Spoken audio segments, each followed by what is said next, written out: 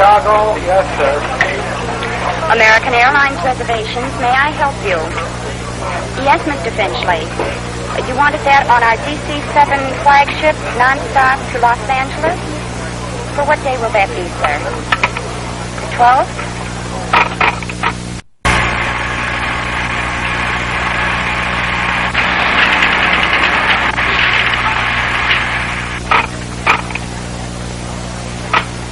Yes, Mr. Finchley, your reservations are definitely confirmed.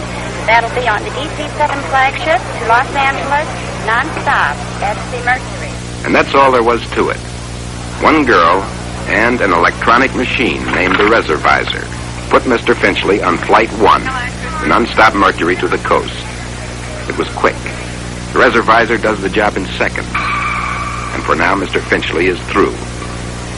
The airline, of course, has just begun to work.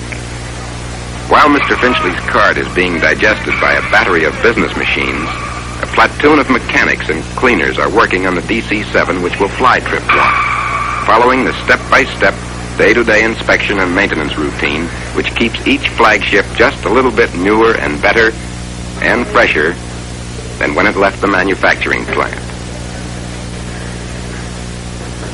Over in the flight kitchen, the food is being prepared for Flight 1. And the other American flights out of Idlewild for the day. All over the system, American Airlines serves more than 8,700 meals a day in flight, close to 3 million a year.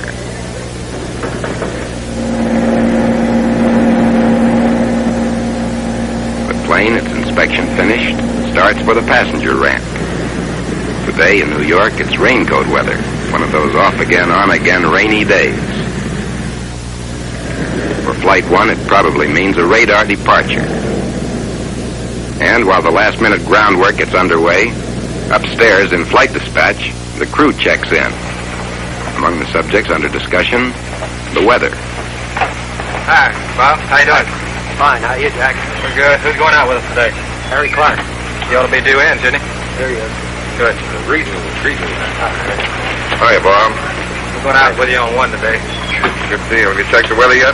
Yes, looks pretty good. Let's go take a spot check on it. Well, let's see. Look to you. I don't think weather's going to be much of a problem on any one of the tracks that we have today, Jack. Pretty clear out on the west end. Looks like track 1. Well, I can see here. Our latest chart. Track 1 does look like the best. Have an 800-foot ceiling here, but you pull out on top at about 14,000, and then 20,000 is well out in the clear for the remainder of the trip. How's it look on track 6? Track 6, not as good, but flying in the trough as you would with higher tops, I don't think it's nearly so good as track 1 is. How about up north on track 3? Track 3, you would be on top out in the clear at 20,000, but it would take about 10 minutes longer than track 1. Track 1 looks pretty good. We can make a schedule on it. Jack, set her up to track 1. What's LA planning for an annulment, Harry? Burbank and 4,500, right? Okay, the Burbank weather's okay. Yeah. Okay, Jack. The captain, working with the advice of weather experts and flight dispatchers, has chosen track 1 for today's trip. The DC-7, because of its great range, speed, and flexibility, can fly any one of 6 courses, called tracks, non-stop across the country. With the 7, the captain can choose the course which will offer the fastest and smoothest trip, whether his route takes him over the Dakotas on the north or through Texas to the south. Inside at the ticket counter, the passengers have started to check in.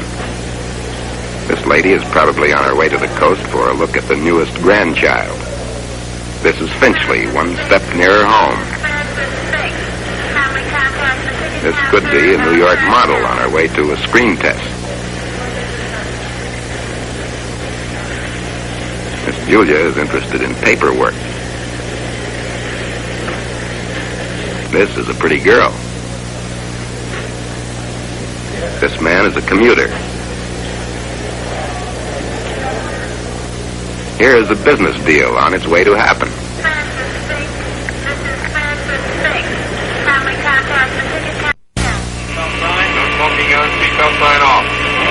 Radio circuit breaker. The preliminaries are over. The flight crew starts through the checklist. 63 items which must be cleared before an engine turns over. And while the ramp crews deal with the plane itself, Inside, in operations, agents are computing the load, checking clearances, all aimed at moving 120,000 pounds of passengers, crew, mail, express, freight, and fuel 2,500 miles in a little more than 8 hours. Park your minutes. Take off and climb. Ignition. Off. Emergency cabin altitude control. Normal. Supercharger disconnect control. Engage. Fire warning. All checked. Computer control panel. System 1 and 2 and off. Work meter line heat switch. Off. Torpedo heat. Off. Fuel quantity distribution. Check 5512. Landing light. Off and The return. sign makes it official. Open in 1 and 2. American Airlines, Flight 1, the Mercury. 1 p.m. flagship, leaving non-stop for Los Angeles. Now ready at gate number 2. All aboard, please. Okay, we'll have to wait for the load sheet, that's all. B1 and B2.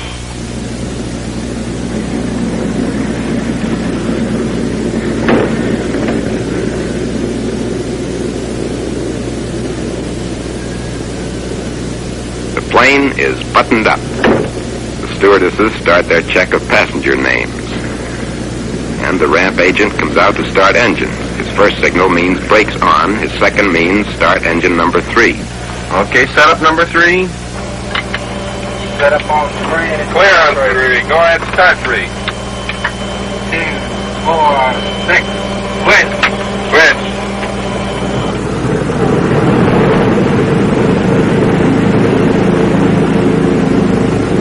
Setting up 4. Set up 4. Clear 4. Start 4. Turn in. 2, 4, 6. Switch. Switch. There she goes. Set up number 2. On 2. Clear on 2. Start in 2. 2, 4, 6, 8. Switch. Switch on. Okay, there she goes, Bob. Set up number 1. Set up number 1. Clear on 1. Start 1. 2, 4, 6, 8. Switch. Switch on.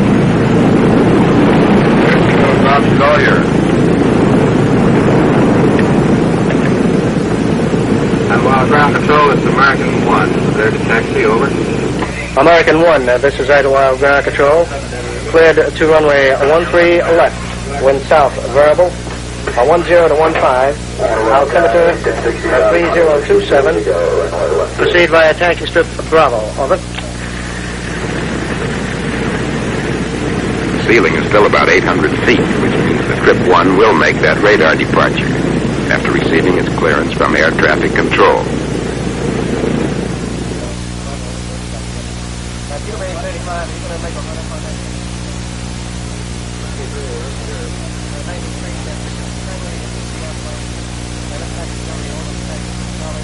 American 1, ATC clearance. Over. ATC clears American 1 to Glen Cove. Radar departure. Climb on runway heading to 1,200 feet. Cross Mitchell Range at 2,500 feet. Glen Cove at 3,500 feet. Expect further clearance via Red 23, East Scranton, Red 13, Red 21, and Green 3 to Los Angeles. Report leaving 2,500 feet and reaching 3,500. Over. Okay, American 1. Clear to Glen Cove. It's a radar departure. We climbed to 1,200 feet on runway A. Those orders may sound complicated, but they're simple directions to get from Idlewild Airport over Long Island, past Manhattan, through New Jersey and Pennsylvania, and on out to the West Coast. To Los Angeles. Report leaving 2,500 and reaching 3,500. Now, another check, including a run-up of the engine. Check, double check, triple check. Then you're ready to fly.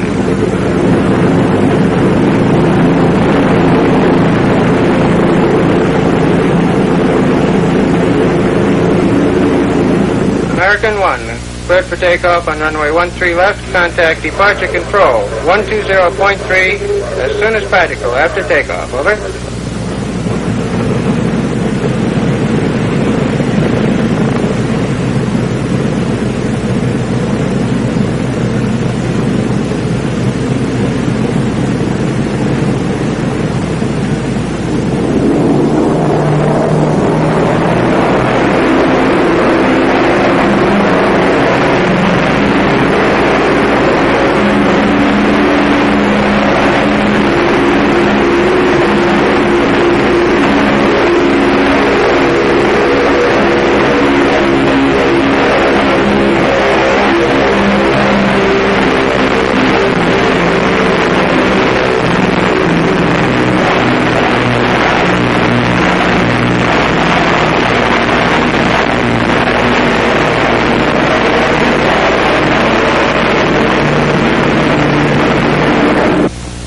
American 1, have you in sight. Climb straight ahead to 1200 before starting turn for Mitchell.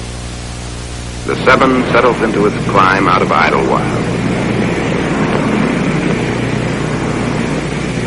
Passing 1,200 feet. Another check by radar.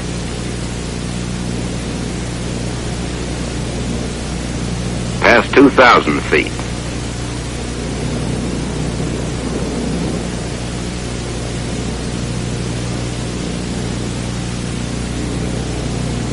And on up through the clouds, with radar helping to keep the plane in its own traffic lane.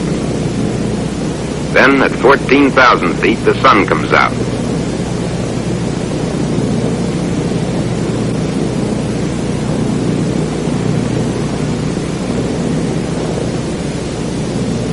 And it's time for Flight 1's first report to a company radio operator in New York. New York, it's American 1. American 1, New York, go ahead. Out of Idlewild at 07, off at 14. We're now 14,000 climbing. We'll cruise 20,000 Cal ATC. Go ahead. American 1, New York, we have you out of Idlewild at 07, off at 14. You're at 14,000, climbing to cruise at 20,000. I'll count ATC. New York. This report is being written on a teletypewriter, tied into a system known as the 81D1, a fabulous device which controls American communications setup. The operator punches a couple of buttons, and the message goes onto tape and is automatically sent to the right stations out along the line. Down in the switching center, more than 30,000 messages clear through the switching centers every day. More operators feed miles of tape, pounding through dozens of machines. And at the panel, one girl acts as a traffic cop.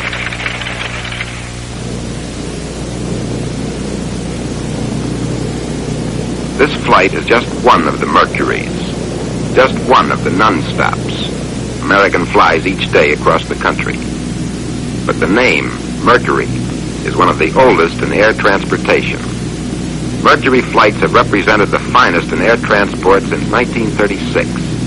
Back then it was a sleeper flight with berths available. The DC-3 flew the trip.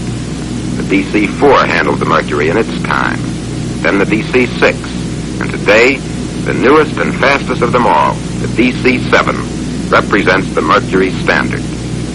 The 7 has made the berth obsolete as far as transcontinental travel goes. You take off, read a little, or talk, or play cards, eat a fine meal, watch an entire nation pass beneath, and you're there.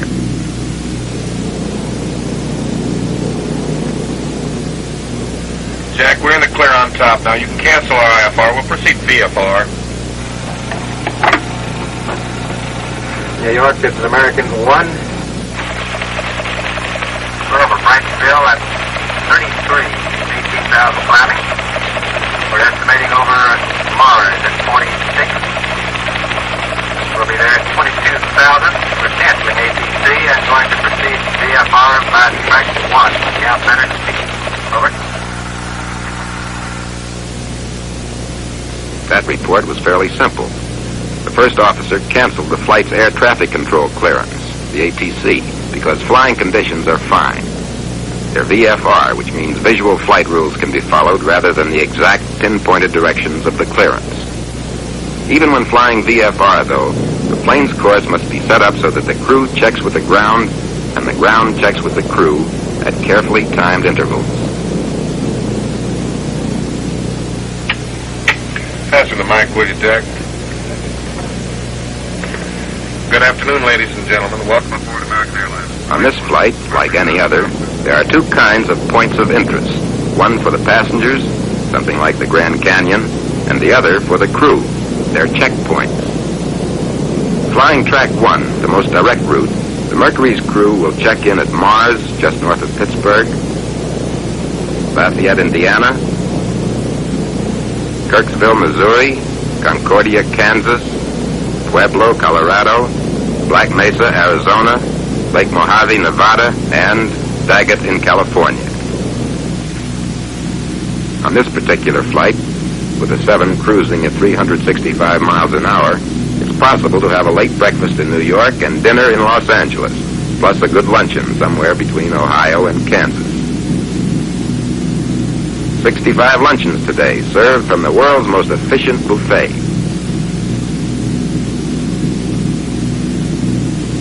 Today's menu includes a fresh fruit salad, a shrimp cocktail, a chocolate nut sundae, and the main course, a double lamb chop, potatoes Parisienne, and Brussels sprouts Delmonico. Another special feature of the food service is the napkin, which comes with a built-in buttonhole, sometimes a young lady's best friend. The food, incidentally, does more than pass the time. Mr. Finchley isn't finicky, but he likes good food, and he really likes that lamb chop.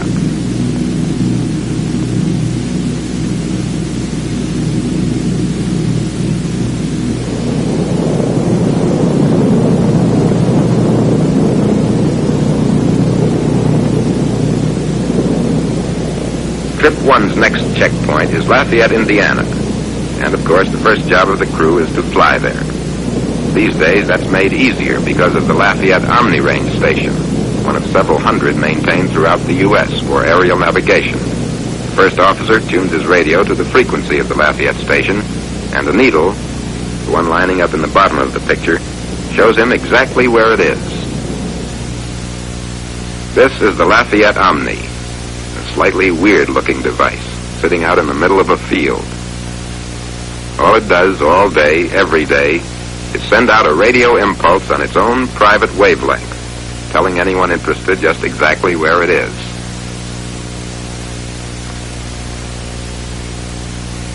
It just sits there, hums a little, and passes out its valuable automatic information.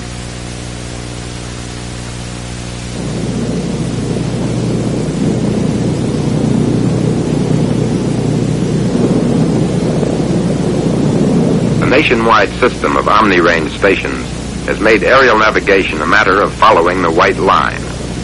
If it could be applied to automobile travel, it would make the road map obsolete.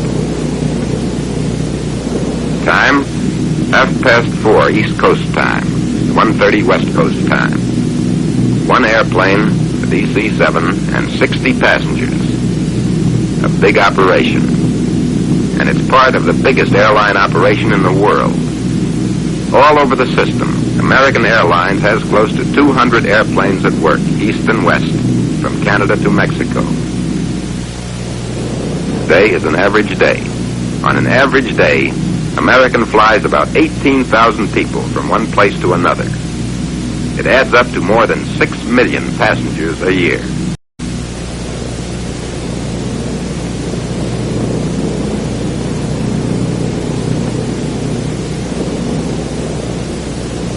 On a flight like this, the contrast can get pretty deep. On one hand, we have the gin rummy players, and just outside the window, the Rockies.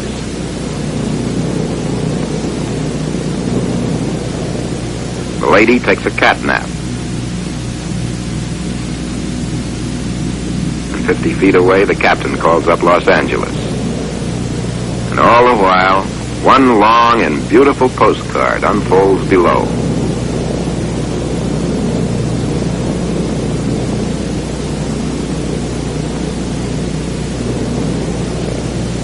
Well, Grand Canyon's coming up, Jack. Guess we better tell them about it. Will you hold it, please? Ladies and gentlemen, on your right, just coming into view, is the Grand Canyon. It's composed of the Little Colorado and the Colorado Rivers. On your left will be the Little Colorado, and on the right, Marble Canyon. Off to the right and ahead is Lake Mead. We'll call you as we pass there. You'll get a good look at the Grand Canyon on your right-hand side. Thank you.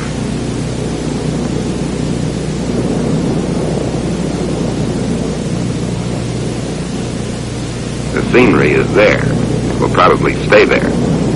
But up where the 7 flies, every day in the week, there's another kind of a show. The clouds. They have their own mountains, and valleys, and castles, and towers. If you don't like one, just wait a minute, there'll be a new group just ahead.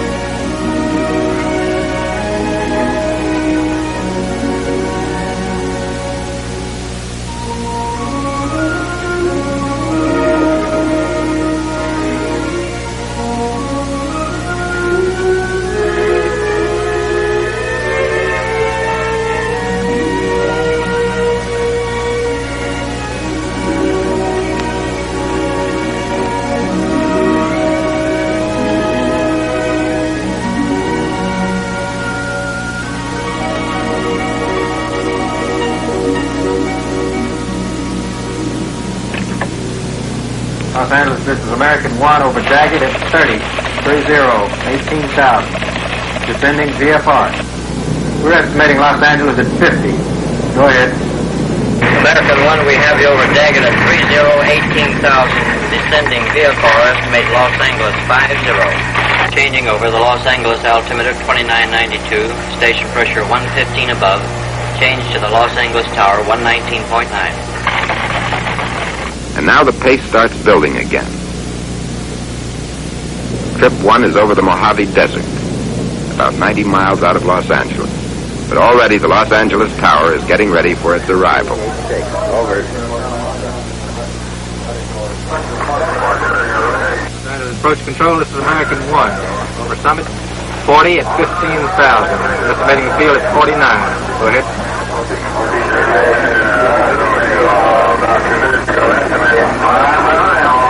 American 1 will report La Habra. Okay, Bob, you and Jack want to go through the pre-landing check? Okay. Hey, seatbelt no smoking sign. Both on. Auto feathering. Off. VTOL wing heaters. Both off. Market vans. Take off and climb. Fuel quantity. 1,200 gallons distribution is all right. Once again, the check and the double check. This time for the landing. All over the system, American Airlines planes make close to 1,000 takeoffs and the same number of landings every day. Every one of them, short haul or long, gets the same treatment. Fixtures. Wrench and lock. Carburetor heat. Cold and lock. Hydraulic system. Pressure and fluid. Prop, flaps, gear, throttle, reverse lock, and the autopilot to go. Okay. Check V2 on it, will you? Okay. V2 will be about 108. Give me the speed brakes, Jack. Speed brake. Down.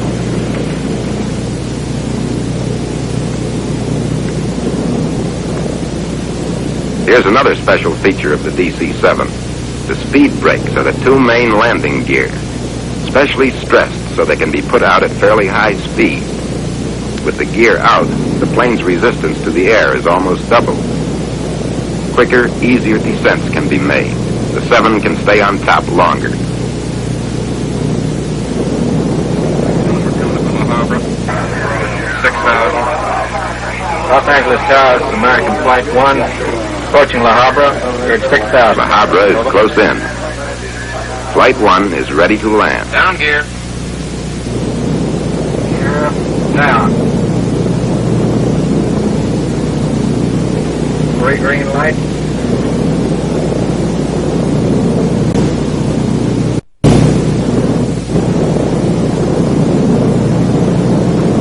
Degree flaps. Coming to 30. You have them. Call out my airspeed below 500. All right. 145. 140. Full flaps. Full flap you have. 135.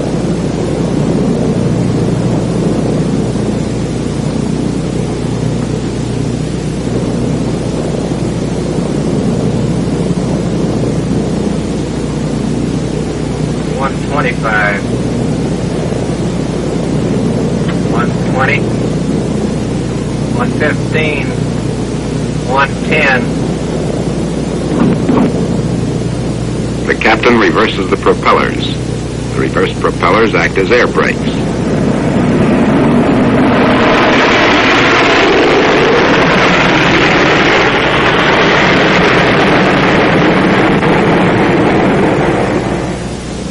The Mercury is in.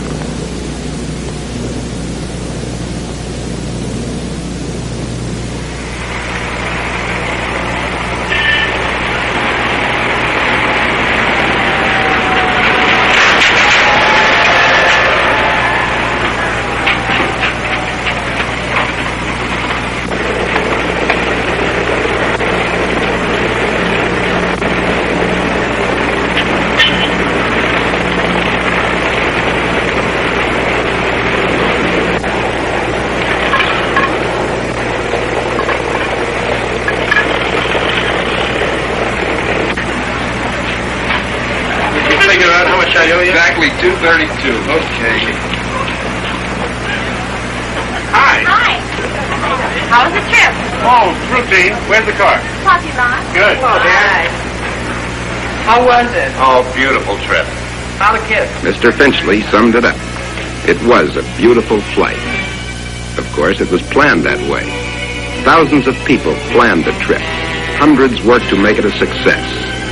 One plane, the DC-7, made it possible.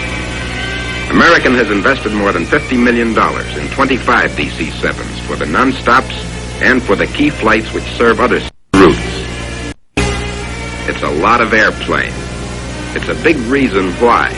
For comfort, service, speed, and dependability, American remains America's leading airline.